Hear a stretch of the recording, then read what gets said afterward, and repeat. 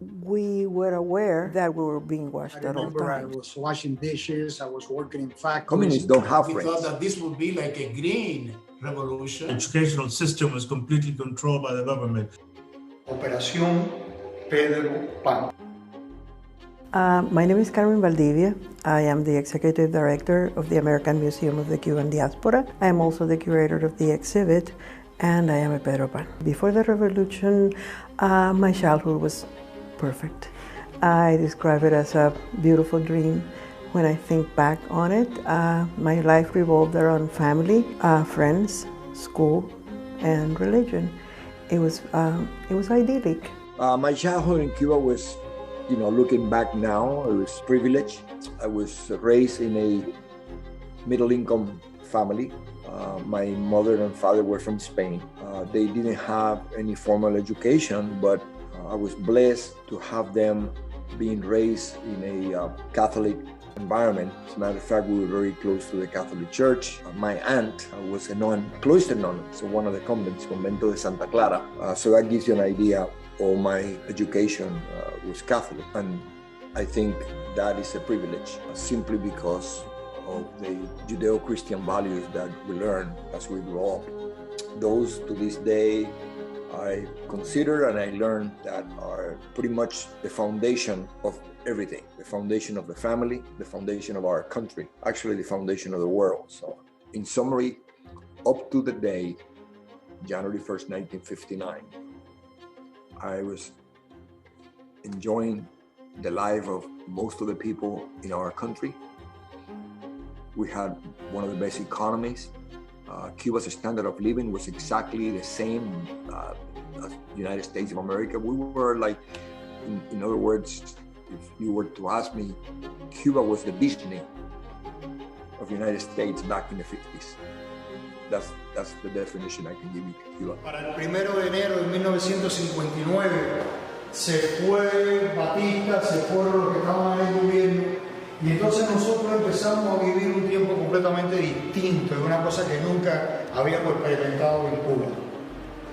Porque diciendo no era perfecto, pero hay una cosa, estos primeros muchachos que se les entrenaba, se les daba una ametralladora, se les daba un rifle, tenían que ponerse el pañuelito rojo con un uniforme, ir marchando. Algunos son más o menos jovencitos, pero hay otros más jóvenes todavía.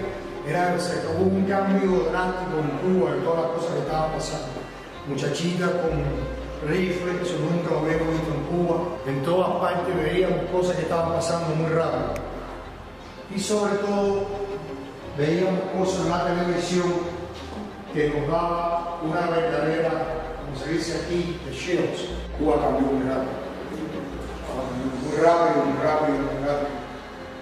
Y muchos de nuestros padres, como es natural, empezaron a preocuparse por nosotros. Estaban muy preocupados. Algunos de los padres de los peropanes estuvieron en las cárceles y algunos de ellos estuvieron mucho tiempo. De pronto llegamos a la conclusión de que rapidito, nuestros padres querían sacarnos. Yo nunca me reuní con mis padres después. En mi caso, yo nunca vinieron. Pero yo le estoy eternamente agradecido a mis padres que me dejaron irme de Cuba. Yo me fui a los 16 años. Mi padre después seguía llorando, y lloraba cada vez que hablaba con ella, cada vez que ya los dos fallecieron. Yo siempre le decía lo mismo. Dale gracias a Dios que no pude ir. Si estuviera allá con ustedes, estaría llevándome flores a mi tumba o viendo a cubrirme en una casa. Y eso lo digo no para protagonismo. Esa es la manera que yo siento de verdad. Eternamente agradecido a él. I went to a Christian Brothers school called La Salle, interestingly enough. I went to 1st, 2nd, 3rd, 4th, and 5th grade. In 5th grade, it was cut short because of the Bay of Pigs invasion. That would have been in April of 1961. By June of 1961, my parents told me they were sending me to the United States because of circumstances in the island. What were the circumstances? Well, all the private, not only Catholic schools, but all private schools were taken over by the government. In January 1st, 59, it was a great excitement. The whole country was in excitement. We were there was like a collective hope. We thought that this would be like a green revolution. The whole country was hopeful about change. And after, especially with the fusilamientos, we already had like an inkling of violence. Fidel Castro giving a speech in broken English, because he could speak English, but it was with heavy accent, where he says, "Our revolution, we are a democratic revolution. We are not communist, we're not Marxist, we are Catholic, Apostolic, and Romanos." Just like that. I mean, this is the guy that soon after that tells you that he's a Marxist-Leninist. There is not communism or Marxism in our ideas. Our political philosophy is representative democracy and social justice in a well-planned economy. We have said very clear that we are not communists. After the revolution, everything changed. The first thing that they did on TV, when you were sitting waiting for your comic strips, you would see firing squads and people being executed in TV. And also there was a lot of pressure to belong to the revolution. You were either for or against, and obviously we were not for, we were Catholic. Or leaders of the Batista regime were being treated with death penalty and very cruel way without process. Already that was the first inkling felt in the beginnings, in the first 6 months, that this great optimism, there were like kind of red flags. My father had come from Spain when he was 18 years old, running away from communism. So did my mother. So they lived through that and they were very successful. My father managed to start a little business. He had a grocery store. And with that income, he raised 3 kids. So there were 2 boys, myself, my brother, and my sister. My parents were really about to enjoy the fruit of their labor. All of a sudden, the Castro family took over the country. It's hard to believe when I tell you from one day to the next, literally, everything changed. There were comités de barrios, committees for the defense of the revolution, which spied on their neighbors. Of course, newspapers, radio, and television had been taken over by then, and it was quite an effective method of control by the government. I was taken to the jail only because there was what we call cuarterias, which is a place that they were the poor people of my town. I remember it was in the outskirts of my town. I would go with a couple of my friends, but we would talk about Christ, stuff like that. And the militia man, I never forget, they stopped, they told me, no, you're not gonna do that. You have to talk about Castro. I said, but this is something different. This is Christ. I refuse, and I'm not going to do it. So they took me. They took me. Again, it was not for days. It was only for hours. But I guess they wanted to intimidate me. By then, the school had come under government surveillance, meaning that they had milicianas, not milicianos, a paramilitary organization. They camped there. They lived on the grounds of the school and kept track of what was being taught. Christian Brothers did not change their teaching. The entire school showed up for Mass every Friday. And I remember the last Friday when we were told that the school was being closed, that members of religious groups, priests, brothers, nuns, were being expelled from Cuba. Most of them came to Miami, and that's how La Salle came to be, because some of these Christian Brothers, alumni from the school and the parents of alumni, wanted to have La Salle. Entonces nosotros vinimos por un programa especial que el gobierno de los Estados Unidos, por primera vez en la historia, dejó que un individuo que no tiene nada que ver con la política, ni con el gobierno, ni nada, que se llamaba Father, el cual no era ni Monsinio, Father Brian Walsh, que fue designado por la arquidiócesis de Miami, tuviera la potestad de firmar algo que se le llamaba, se dice visa waiver, pero es un waiver de visa. Y Monsinio Walsh, al que nosotros, yo especialmente le debo mucho, lo queríamos mucho, fue el que firma. Entonces, nosotros, todas estas fotos aquí ustedes ven, eran fotos de pasaporte que nosotros tuvimos que sacar a través del natural de Cuba y ticket que hubo que pagar, que había que pagárselos en dólares, eran $25 y no podían ser dinero peso, tenían que ser dólares, tenían que buscarlo. My father, during the Bay of Pigs invasion, he was taken prisoner, and then he was going through trials and stuff like that, so he couldn't leave the country. But he decided that definitely we had to leave, that it wasn't safe for us, and that since we were not going to go to that school where we would be indoctrinated, then we had to leave the country. And we were in agreement because, I mean, I was 12 when I left, but I knew what was happening, and I knew that I didn't like it, and that I didn't want to be there. So it wasn't like my parents made the decision for me and I wasn't aware and I learned at the last minute. No, I participated. I even had rules that, yes, I'm going to leave, but you're going to drop all your counter-revolution activities and you're going to be very safe and you're going to meet us as soon as you can in the United States. So we knew what was happening. We were very much aware. I was 12, my sister was 14, and we were, we knew exactly what was happening. 1961, just 2 years later, my brother, who is 19 years old, it's in danger of being taken by the government for indoctrination purposes. So my father immediately sends him to Spain. So he's about to graduate from the University of Villanova, so he's qualified. He goes to the Marist brothers, Christopher Columbus, in La Coruña, Spain. They're still there. So he goes there. My father sent him to get him away from Cuba because, he's in danger. So he left February 23rd, 1961. He stayed with the Marist brothers. As a matter of fact, he got a job as an assistant teaching English and math. Pretty intelligent young man. I was 7 years younger. That's in February. So in May of 61, all of the private Catholic schools, all the private schools were taken by the government. Normally the school used to finish in June. They closed it in May, so all kids graduated and finished school in May. I was just 12 years old at the time, turned 13 in June, and in July, I'm in my way to Spain to join my brother. And the mentality of my parents was, this is not gonna last long, okay? So in the meantime, the boys are out of danger. My sister stays with home because we had double standards. Because the girls were not in danger, and mom and dad wouldn't let a girl go by herself someplace that they don't know. So, and I was going to go and join my brother in Spain through Miami. And again, this is the thing that happened to many families. Things that you will never forget.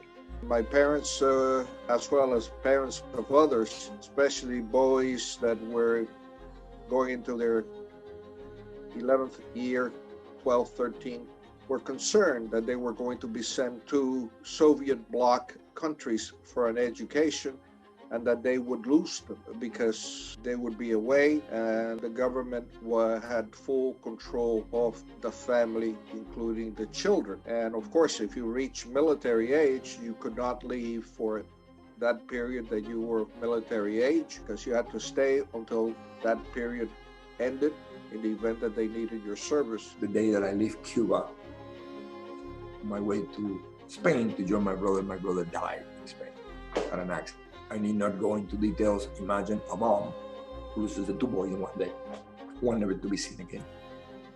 So when I talk and I tell the story to people, this is not to appeal to anybody's emotion. It's just to let them know this is what is happening in our backyard today. Because the same promises that I heard growing up, which I'll never forget, la reforma agraria, how you're going to own the land that you work, la colegios, how you're going to get free tuition, healthcare, how you're going to get all this free because this is your right. Everybody's entitled to that. All the same promises that you hear today, exactly the same. I heard that when I was 11 years old. So there was a shortness of all material goods. So under those circumstances, my parents found their way to a group, a clandestine group, which were operating in Cuba with connections to the United States, and the Catholic Welfare Bureau agreed to take over the control of the children when they arrived unaccompanied in the United States. I think first of all we need to become very aware that this was a secret operation, and it was secret for a year and a half and more. And the moment that it was publicly known by the government, they put in prison the network that was in Cuba, and those people paid a price because they were in prison for 25, 30 years. The motivation of this operation was not talked about it. It was under the form of a summer vacation, of a summer camp. The way that was perceived, that I perceived it, was, oh, I am going to the United States to learn English and to come back. It was a very transitional thing, which was part of Cuba culture. There was a lot of interaction in the summer. Kids going to the United States and people in the United States coming to Cuba because of the geographical proximity. The real rationale was kept secret because it was a secret operation.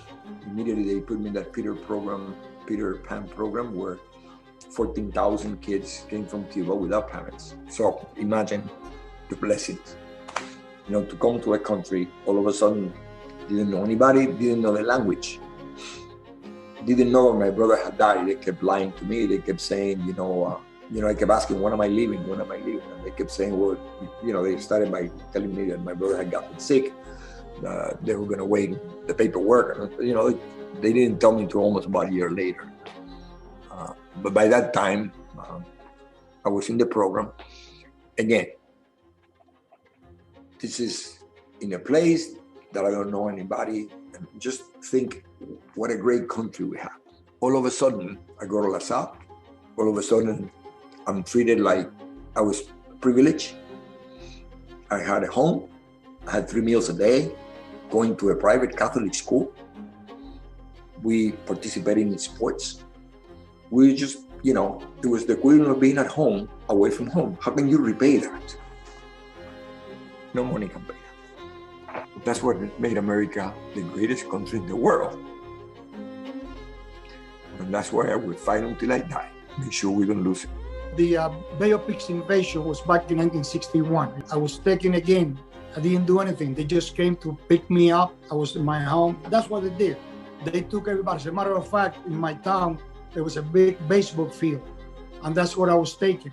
So my parents realized that I wasn't gonna be part of them, even though I never did, trust me, I never did anything against the government. But the fact that you didn't jump into the wagon with them and wear the uniform, that I refused to do it, that was my only and biggest sin. Anyway, so my paternal grandmother died in another town, Matanzas.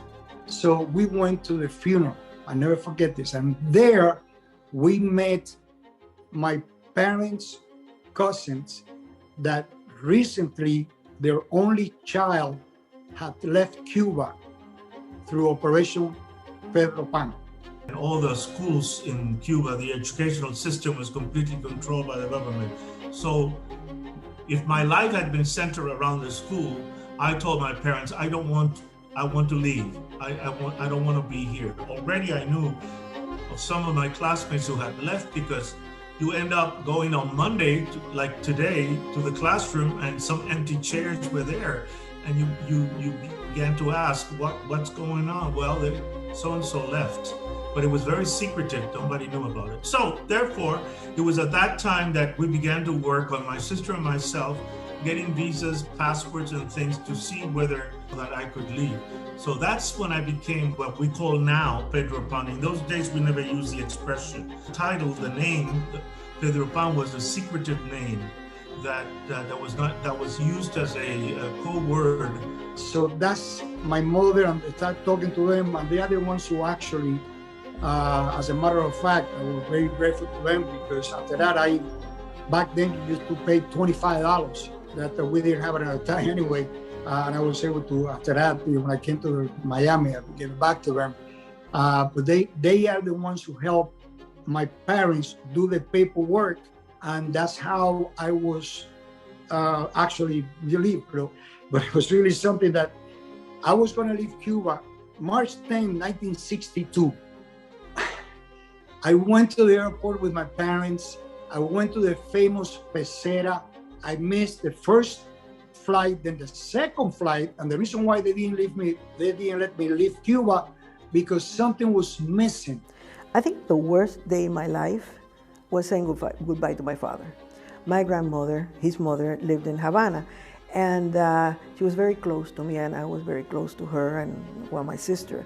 We were in her house, but my father was from a family of 11 brothers and sisters, and some of them were communists. So my father had decided that he wouldn't set foot under the roof where his sisters were communists.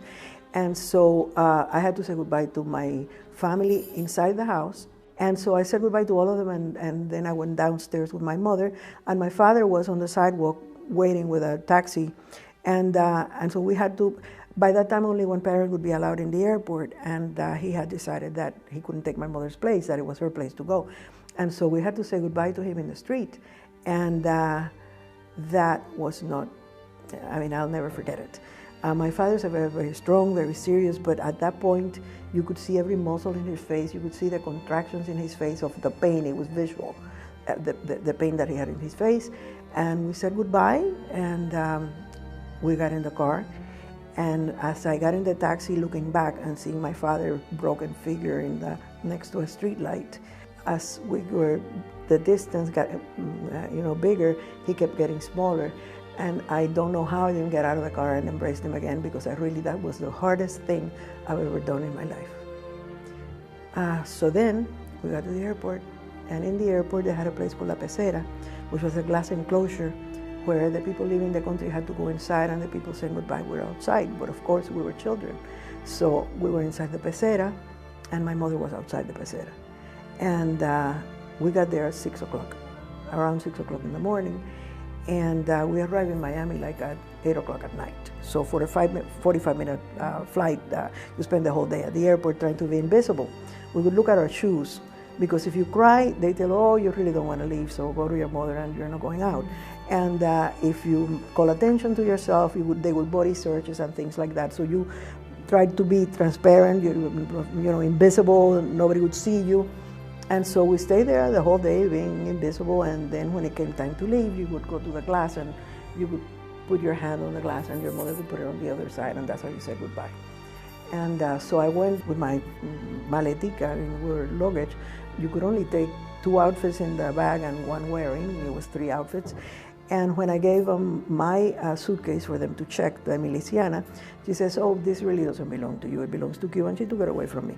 So my sister grabbed my hand, like, don't you dare say anything, just let's go. And so we got on the plane, and when we got on the plane, my sister had the window, and she told me, look, and then in the balcony in the airport, the only thing that you could see was my mother waving a white handkerchief. It was very sad to see that. And but then we kept going, and when we were over international waters, everybody started singing the national anthem and clapping, and it was very happy at that point. Never in La Pecera, because I left in the very last ferry that left. It's a ship, cargo ship, the very last one that left Havana and arrived in West Palm Beach. It took 24 hours, so I did not come by airplane, I came by ship. And in that ship, it was a cargo ship, came the last 9 nuns from the convent where my aunt had been a nun. She had died by that time. So they confiscated that convent, just like all the churches and all the schools, they were confiscated. La Pecera was a place that they put all people leaving Cuba right before they went to their plane. And of course, you were separated from the rest of the population. There, they search your bags, they search you. I was unfortunate, I was not searched. Slightly over 14,000 children came to the United States as unaccompanied children, just like me. In the plane with me, but unbeknownst to me, there were two brothers that also traveled, and a gentleman by the name of George. He was a Cuban gentleman, but he was raised in a military school in Georgia, so he spoke perfect English. And I had been told to look out for George. That's what my father said. And in fact, I was taken out from the line with the rest of the passengers, as well as those two brothers that came in that plane. And we were driven to a made-up camp called, interestingly, Kendall. But I do remember getting in the plane and crying all the way through the Florida Straits because of the uncertainty. When would I see my parents again? Would I ever see them again? So all in all, I am very grateful to the United States and very grateful to my parents. There was a culture of fear, real fear, because the government was very repressive, was and is very repressive. And so a government in which there are no juridical check and balance, the state owns all the departments. If the person in power there say you are not going, you are not going. You don't have any recourse, any legal recourse. So there was a lot of fear. You had fear that you could be turned down for any particular reason. They check you thoroughly, at times even making you naked, take the whole clothes so that you would not be hiding anything. So there was a great fear of the travelers because the uncertainty whether you could pass through safely. And so you have fear, and then you have the pain of seeing your family, like you say, the pecera, because you were in that fishbowl, but you could see them, and you could see them crying, and you could see them distressed because you were leaving, the emotional component. And so all that delay that you are there for 2 hours and you see your family there standing, crying, it's kind of, it was not a good experience. Plus the fear that you didn't know whether you were getting to the plane. And even in the plane, as it had happened several times, the police would get into the plane and get people out from the seats. In fact, we witnessed that in our own flight. Somebody was taken out from their seats. So when you arrived in Miami, it was the opposite feeling altogether. There was like a huge release, saying, we are safe. The day was even horrible because the day before, when they sent us the information about leaving in writing, they separated my sister from me. Now, we did have people waiting for us here, but my sister left the 26th and I left the 27th. And so my mother had to go twice. My father would not come, but my mother had to go twice to the airport to experience this thing instead of once. And so I remember it was a very anguished moment for my family. And it was, I do remember it very well. And so you went into another space. Once you cross the you might say the custom area, you couldn't go back and see or talk to anybody. And then you were registered, and whatever you carried, depending on the time you left, was to either reduced or changed or not allowed to go. So it was not a very happy situation. And then we kept going to Miami. We got to the airport. We had a lot of relatives that went there to say hello to us, but father had said that we were not going to family. Everybody was used to having maids in Cuba, and so we were going to school with girls. So I kept going to the camp. First, because in the trip there were a girl with her brother, they were twins, and my sister and I. So we took the boy to Camp Matecumbe first. And it was scary because whenever you read children's stories, which my mother used to read to us every night, bad things happen in the forest. You know, that's always where the witch comes and where everything is bad. So we went to a place pretty much like a forest, except with pines. And I was scared, and so the poor boy was taken out and he was taken to Matecumbe.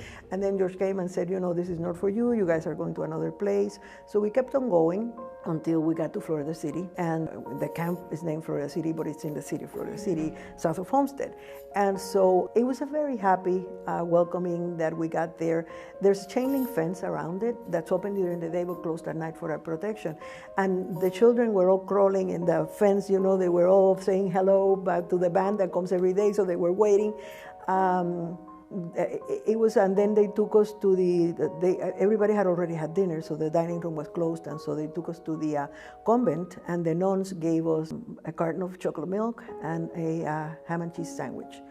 And I thought this was the greatest country on earth, because in Cuba they made me drink café con leche, which I hated, and it was warm café con leche, and I had this cold milk in a carton, and I thought it was fantastic. I didn't have to eat my mother's gourmet meals, which I don't want this, I want dessert instead of meat. So everything was bland, and I loved it. I loved it. Some kids hated it, but you know, there's a difference between personalities, and my personality fit the American way of life of eating a sandwich and a cold glass of milk. I landed in the Peter Pan group where they treated me like a son, and again, you know, it's just like my home. Monsignor Walsh, we had a motel on Biscayne Boulevard and 21st Street, and every 12 kids we had a house parent used to take care of us, just like mom and dad. We used to be disciplined. We had to be in bed at a certain time. We had to make good grades. We had to do the bed. We had to be breakfast in the morning before we went to school at a certain time. We would get punished. And let me tell you, again, he was the equivalent of my dad to so many of us. So then in Florida City, we were placed in homes. There was a couple, a married couple, that had recently come from Cuba, and each house had a set of house parents. And when the camp was really full, it was up to 20 kids, but when I went there, it was no more than 15. But the girls, they stayed up to greet us, and since I didn't have anything other than what I was wearing, they started looking among their things, and one gave me a pajama, the other one gave me a pair of slippers to wear at night, you know, around the house, so I could remove my shoes that I had had all day on. And it was very happy, and they told us, you know, we are your sisters in exile, hermanitas del exilio, and to this day they are.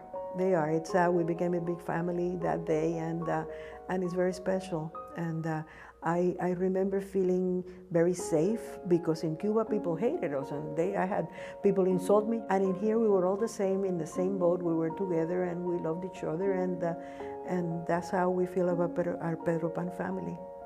And we were driven to a made-up camp called interestingly, Kendall, which was way in the woods on 127th Avenue. And now if you go there, there's a huge park. Of course, Miami-Dade South is just across Kendall Drive. So the girls were on one side of the road and the boys were on the other side of the road, but the boys way outnumbered the girls, which may have been great for the girls, but not that good for the boys. In any event, everybody was really worried about reuniting with your family, so that was one of the last things in their minds. So I was sent to Matecumbe, and that camp, there were two camps, one in Kendall and another Matecumbe, and some would go to one and some would go to others. And I was sent there, and I stayed there for a month.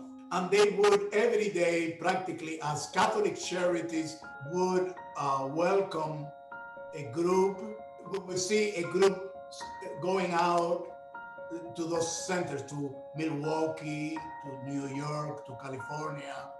And in the end of July, 27 of us were sent to Fort Wayne, Indiana, an orphanage, St. Vincent Villa, where there was a cottage on the second floor where we lived, the 27 of us. And even on the first night that we were there were pillow fights. 27 teenagers sleeping on the same room. You could imagine. We were, in the summer, we were taken to a swimming pool at Camp Matacumbe, which exists today, but at the time it was a jungle. I mean, there was this pool in the middle of the jungle. We went to what was called Bayfront Park, which was what we said in Spanish was El Charquito, because it was a pond. It had sand around it, and we went swimming in it, and they took us there for recreation. And attempted English classes. And I said attempted because it was very brief. We were happy that somebody was taking care of us.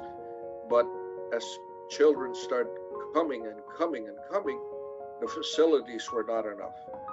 So they started placing the children in different places throughout the United States, either private foster homes or schools and so forth. And that's how some children wound up going different places. I was, at the end of June, so in 3 weeks really since I arrived, I was told that I was going to be sent to Buffalo. I had no idea where Buffalo was. I knew it was very cold, and it snowed and so on. Later on, I learned that you could see the Niagara Falls from Buffalo. We would pray the rosary daily. The head of the camp was a priest, and the priest would celebrate Mass daily, which we could go or not go. And you could see, because of the leadership and the daily prayer of the rosary, there was an affirmation to spirituality. So my parents communications, by the way, that were hard. Letters took a week or more, but my parents were able to communicate with some distant family members so that I wouldn't have to go to this cold weather in Buffalo. And so instead of going to Buffalo, I went to Hialeah. And for the first few months of August, September, and so on, I went to South Hialeah Elementary School, which is still there, until my parents arrived. And I was very lucky that within 4 months of my arrival in the United States, they arrived. I was sent to Fort Wayne, Indiana. It was a snow country, and which involved dressing in a different way, not like you in Miami, but dressing with gloves, with caps and boots, coats. All of that was exciting for a teenager. And then the culture of the high school was different from high schools in Cuba, from bachilleratos in Cuba. It was more, let me say, fun. The sport world was very interesting, the dancing, Friday night, the dating. So the high school culture was a lot of fun for a teenager, for a Cuban teenager. And I must say that I enjoyed my high school years a lot. And we were the only Hispanics in a predominantly American high school, Midwest, Fort Wayne, Indiana. And so we were almost a sensation, you know. We were like a group, a fun group, kind of nice looking. We were like an attractive group in Central Catholic High School. The problem was the uncertainty, because you did not know when your parents were going to be allowed to come, nor did they. So it was a wonderful day that I heard that my parents were going to arrive. Met them at the airport. I have a little sister who is 9 years younger than me, so she wasn't 2 yet. And one of the concerns that I had is that my sister would forget about me because she was little, and we had and still have a great relationship, and I thought that she might forget me. That was not the case. When she saw me at the airport, and you don't have all the barriers that you have at the airport now. As a matter of fact, you could see planes taking off and landing from the airport itself. So I went inside the airport itself, and I saw my parents, and then this little tiny thing, who was my sister at the time, come running towards me. Shortly after my parents arrived, we moved to Florida City. The year I was in Matecumbe, but then when I went to St. Raphael's Hall, which is my junior year in La Salle, I started going to La Salle High School. I was 2 years actually, my junior and my senior year. I graduated in 1965, but prior to graduation time, day, I have turned 19, and I had to leave the program because it was only up to being 19 years old. But Monsignor Brown was my like a spiritual father to me, and many others. He told me, "Don't worry about. We're gonna pay your tuition, and you'll be able." And I was able to graduate from La Salle because I was on my own. I was working part-time even when I was going to school. I remember I was washing dishes. I was working in factories. I have very good time and memories from La Salle, but the only thing that I regret that I was not able to participate in the whole life that I wanted to participate in the school. And the reason why I say that, because my sport was, I participated in some intramurals, and then I also was part of the team, track team. You can see it on my yearbook, the 1960, my year senior. But honestly, I didn't last too long. And the reason why, because I used to live on St. Raphael when I was junior, and that was in Biscayne and 21st. Many times I would stay after school for the practices and all that. But by the time I was finished, the bus that would come to pick us up, it was gone. So the only way for me to go back to Biscayne and 21st was hitchhiking. And that was quite a distance. And not only that, most of the time, by the time I would arrive at the place, mealtime was already over. Thank God, and luckily for me, there was a great lady that she used to work in the dining room. As a matter of fact, she was very famous also for that, but also the fact that there was Willie Chirino's mother. And I have mentioned that to Willie and Fefita, the other sister, and I was very grateful to her because that lady will actually try to keep something from the dining room so I'd be able to eat.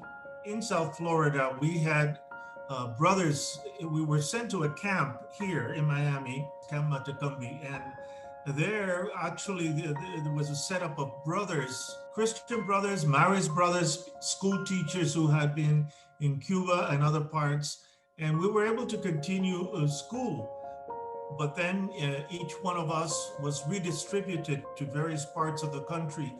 I had the blessing of staying in Miami because there was an opening at Monsignor Brian Walsh's house on Biscayne. And then I went that year to Miami Edison for a while until I entered the seminary in 1962. We stayed in the camp and we stayed there for 3.5 years. And then my parents, in 65, they left through Mexico. And they had to be in Mexico for a few months waiting for their residency papers to be approved. And so I had to leave the camp for about 3 months and went to an aunt's house for the summer. I finished school in Florida City. I was going to Homestead Junior High. So I finished school, and then I went to my aunt's house for the summer, and then my parents arrived just when school started again. I mean, they were as poor as most people in Miami. Everybody was just struggling to get by. And so, but no, we stayed there with them for 3 years, and then my parents came, and we started poverty again. That was bad. That was bad. I mean, there was no money. We had an efficiency apartment for the 4 of us, but we were happy. We were together, and it made up for any type of financial problems that we had. My father had a car that the radiator was leaking, and every 3 blocks you had to stop and pour the water back on. And sometimes he would tell me, "Do you want me to give you a lift?" And "Oh, don't worry, Dad, I'll walk." Because it was horrible, but we survived. We survived. We were together, and they always told me the value of education, because when I left Cuba, they took my suitcase, but they didn't take my education from me. So I brought that with me, and we saw how everything is taken away from you, but your education goes with you. So I always concentrated on that. I became a registered architect, and now I'm the museum director. My parents, when they finally gave him the permission to leave, they had to leave wherever they were with everything, and they could just leave with the clothes they were wearing. If they had not had some friends that take them for the last 2 weeks, they would have been in the streets. And and you tell that to people, and it's hard to believe that. So and some of the things that they did, it's just it's hard to believe. A lot of people are still celebrating. If you work in a farm and all of a sudden somebody comes in and says, "This is your farm," you celebrate. If you're living in an apartment and say you don't have to pay rent anymore, this is your apartment, you celebrate. Until that apartment starts falling down and there's no paint to even paint the apartment. And if you want to move to a better apartment, you say, no, you're not, because you're not, you're not part of the elite. And then those are the people who come in a raft. It took them too long to find out what happened. They swallow the communist pill early enough they've been affected. I was very lucky. My dad and mom did not allow me to swallow the pill. They got us out. And of course, they were too old. They wouldn't swallow. And they came 4 years later. By the way, I had no problems claiming them because I was a minor and they never involved in politics at all. So they let him out of I arrived here July 5th, 1961. My parents arrived December 1964. By the time I graduated from 8th grade, my parents got a job in Miami. So we moved to Miami, and we lived in the parish, a beginning parish called St. John Bosco on Flagler and 13th Avenue. And we lived 2 blocks from what was then the Orange Bowl. Fortunately, Monsignor Baena, who has since passed, he was our pastor in Cuba. He was kind enough to offer some children from the parish that couldn't afford it the ability to go to either Immaculata or La Salle, which was actually the closest Catholic high school to the parish. So there I went to La Salle, and the boys were on one side and the girls were on the other. Of course, all the girls wanted to go out at the time with Columbus boys, but that's another story. I was more interested at the time with playing sports than with girls until the 10th grade. There was a family reunification dimension to the Pedro Pan organization. So in the same way that we received visas to come, waiver visas, there was a deliberate effort to provide visa to the parents so that the family could be reunited. And I was blessed that my family received those visas, and we were reunited within a year. By the summer of 1962, I was reunited with my family. The scholarship that I had in my high school was terminated, And we were on our own pretty soon. Even though my parents were paid their trip, the family was paid the trip to get to Fort Wayne, Indiana. But right after, we were on our own, and that first year was rough. I had to work part-time. The whole family had to be a working family like the rest of the Cubans. You know, when we arrived, this first Cuban generation is amazing what they did simply to establish themselves anew. And yes, that first year was rough, but it didn't take long in this country of opportunity. My father was sick. I wanted to take care of the medicines that I was sending to my dad. My parents never came from Cuba. I never reunited. And it was very difficult, but I was very grateful. I'm always very grateful to the Catholic Welfare Bureau, to the Catholic Church, to Monsignor Walsh, to La Salle, because I was able to graduate. I graduated with honors. I needed to work. And I was able to work, and I never forget, there was a place in an office in downtown Miami that they will help you find a place to work. And I went. I remember that they said, well, it's something, you live in Miami Beach, right? So, yeah, it was great. I have no means of, I have no car or anything like that. So he said, there's a place that they're looking for a locksmith. And I said, a locksmith? What is that? I didn't even know what a locksmith was.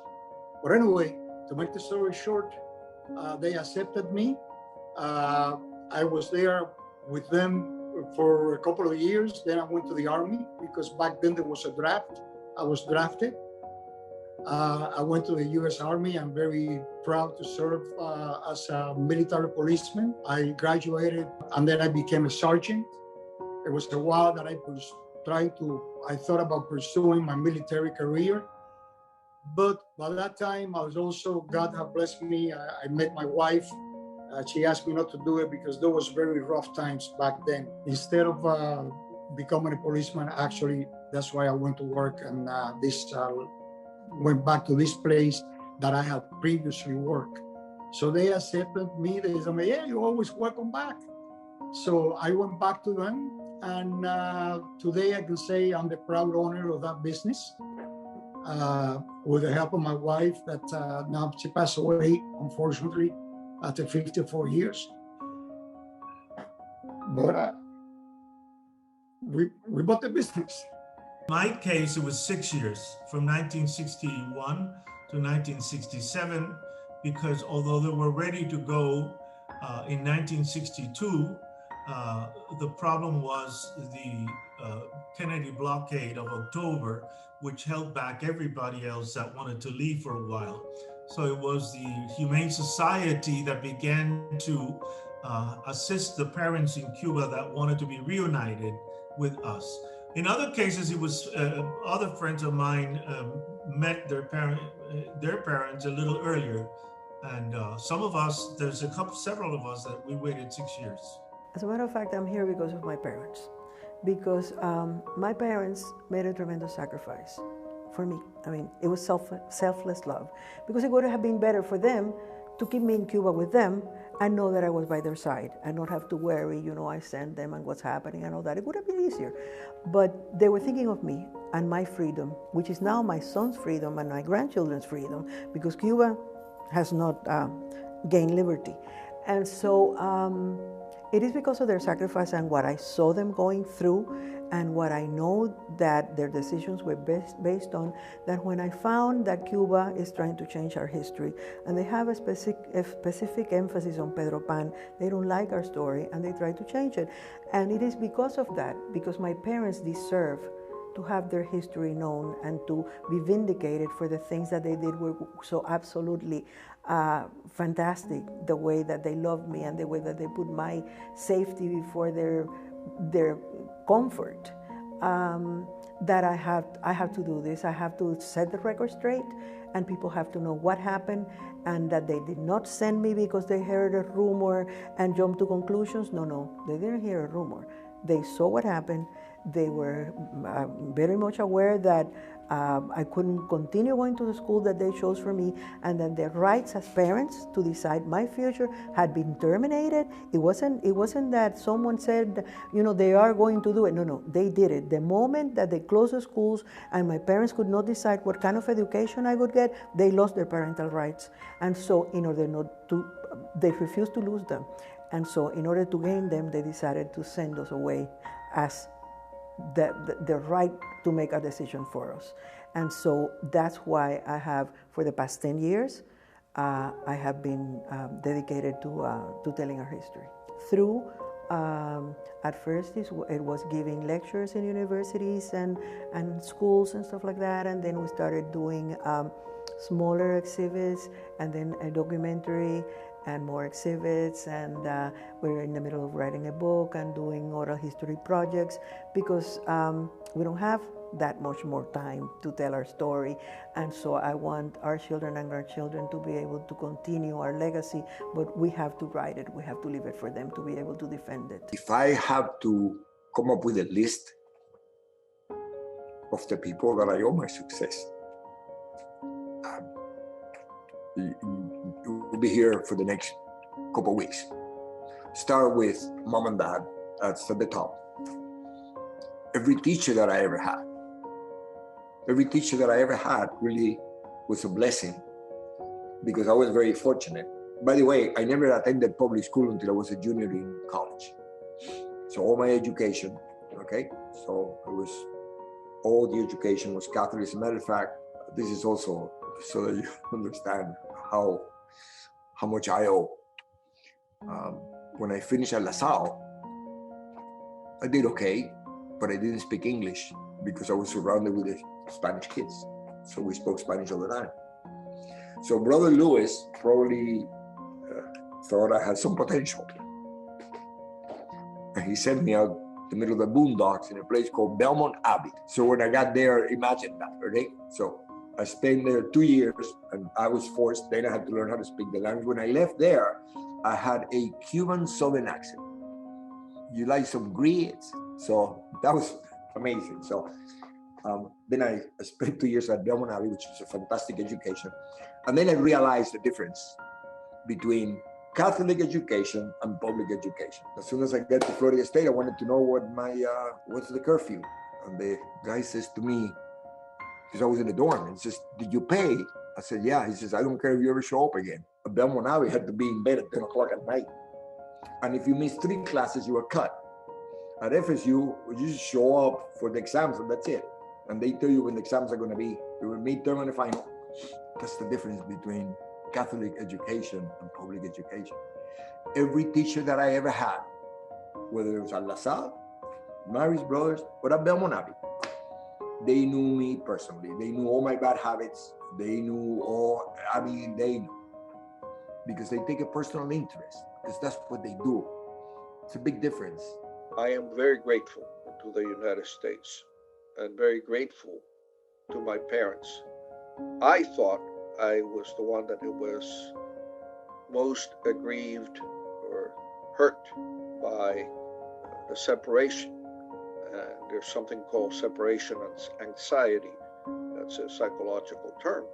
I didn't know what it was, but when my son decided, he graduated from Belen, and when he decided that he wanted to go away to school, to Columbia in New York, I felt like I felt when I had been a child, because of the separation from my parents.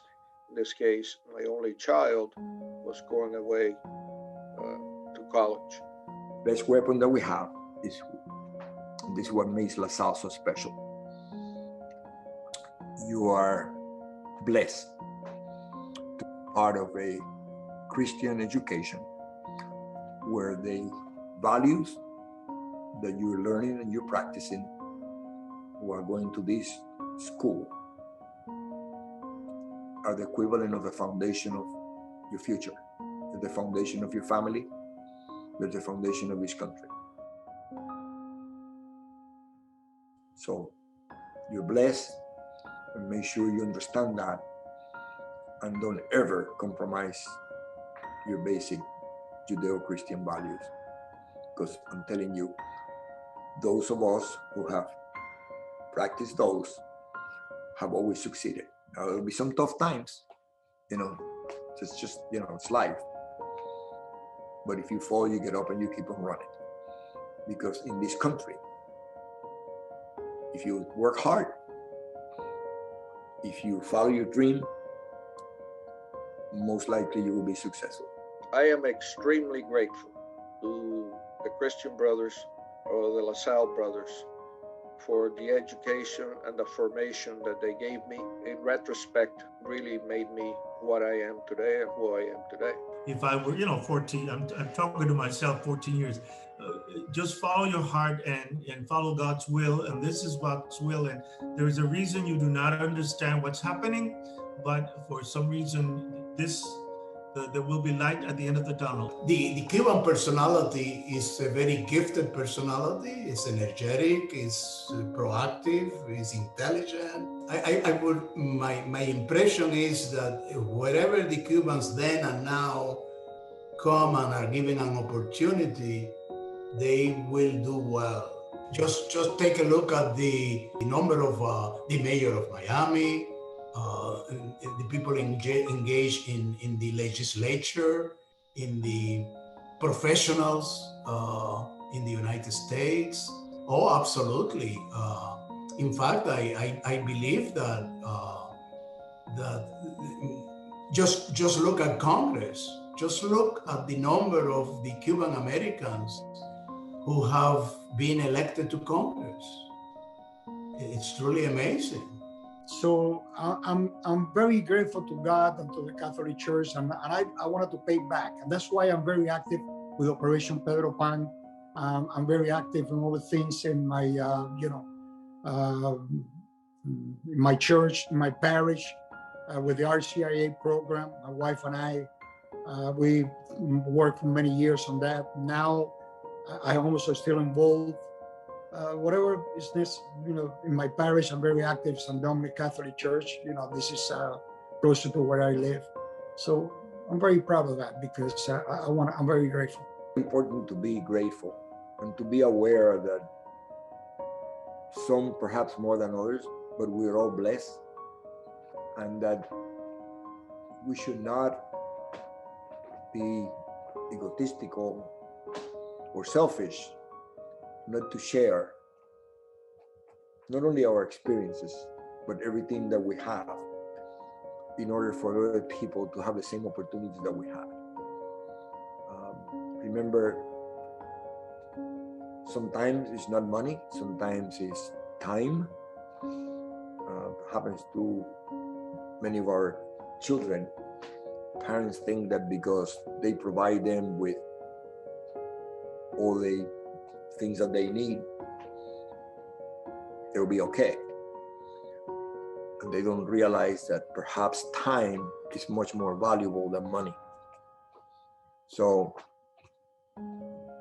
I think that is extremely, and this is wonderful of our school system, our Catholic education, because they teach us how to be grateful, how to say thanks, how to pray, how to ask God for help, because we cannot do it by ourselves. And then make sure that if we are blessed to have things that other people don't have, make sure that we share that.